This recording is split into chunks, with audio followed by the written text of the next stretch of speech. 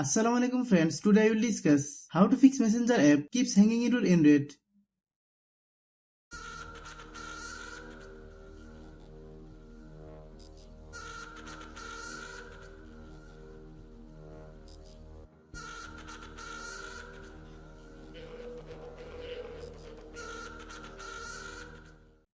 Click settings,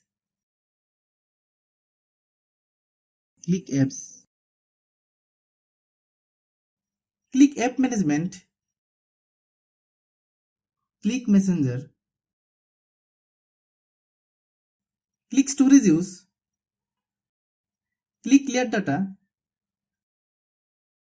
then click OK.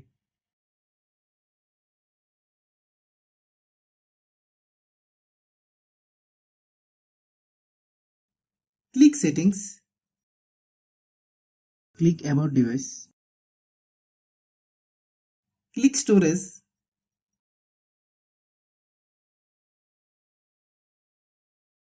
click clean,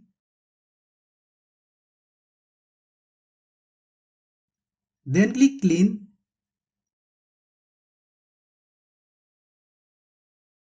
then open Google Play Store, then search messenger, click messenger. If you get any update, please update.